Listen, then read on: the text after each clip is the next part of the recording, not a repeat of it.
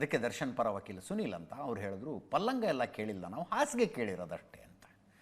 ಅಂದರೆ ಈ ಲೆವೆಲ್ಲಿಗೆ ಬಂದಿದೆ ದರ್ಶನ್ಗೆ ಏನೇನು ಕೊಡಬೇಕು ಏನೇನು ಕೊಡಬಾರ್ದು ಅನ್ನೋ ವಿಷಯ ಈ ಲೆವೆಲ್ಲಿಗೆ ಬಂದಿದೆ.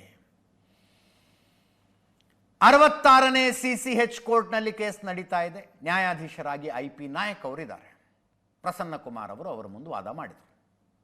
ಪ್ರಸನ್ನ ಕುಮಾರ್ ಸರ್ಕಾರದ ಪರ, ಅಂದರೆ ಜೈಲಿನ ಪರ ವಾದ ಮಾಡ್ದಂಗೆ, ಜೈಲು ಅಧಿಕಾರಿಗಳ ಪರ ವಾದ ಮಾಡ್ದಂಗೆ ಅವರು ಜೈಲು ಮ್ಯಾನ್ಯುವಲ್ನಲ್ಲಿರುವ ಎಲ್ಲ ಸೌಲಭ್ಯ ಕೊಡ್ತಾ ಇದ್ದೀವಿ, ನಾಳೆ ಪಲ್ಲಂಗ ಕೊಡಿ ಅಂದರೆ ಪಲ್ಲಂಗ ಕೊಡೋದಕ್ಕೆ ಅವಕಾಶ ಇಲ್ಲ, ಅಲ್ಲೇ ಇಡಬೇಕು ಇಲ್ಲೇ ಇಡಬೇಕು, ಕ್ವಾರಂಟೈನ್ ಸೆಲ್ನಲ್ಲಿ ಯಾಕೆ ಇಡ್ತಾ ಇದ್ದೀರಿ, ನಾರ್ಮಲ್ ಬ್ಯಾರಕ್ನಲ್ಲಿರಿ ಅಂತ ಕೇಳುವ ಅಧಿಕಾರ ಕೈದಿಗೆ ಇಲ್ಲ.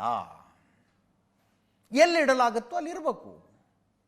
ಒಬ್ಬ ಕೈದಿಗೆ ಜೈಲಿನಲ್ಲಿ ಮೂಲಭೂತ ಹಕ್ಕುಗಳು ಸಿಗೋದಿಲ್ಲ.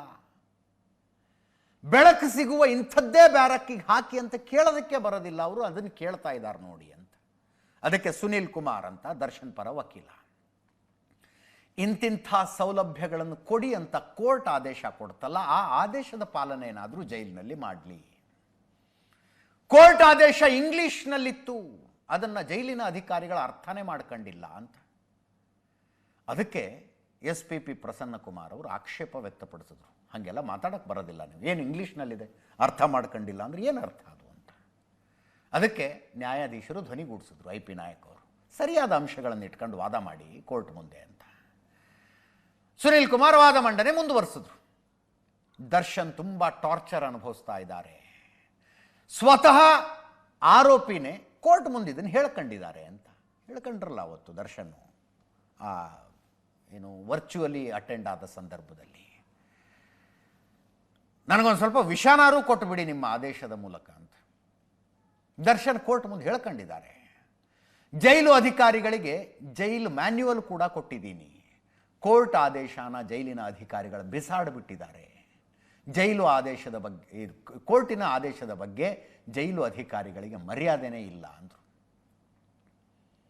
ಅದಕ್ಕೆ SPP ಪ್ರಸನ್ನ ಕುಮಾರ್ ಅವರದ್ದು ಮರು ಪ್ರಶ್ನೆ, ಕೋರ್ಟ್ ಕೊಟ್ಟಂಥ ಯಾವ ಡೈರೆಕ್ಷನನ್ನು ಉಲ್ಲಂಘನೆ ಮಾಡಿದ್ದಾರೆ ಅಂತ ಸ್ಪಷ್ಟವಾಗಿ ಹೇಳಿ.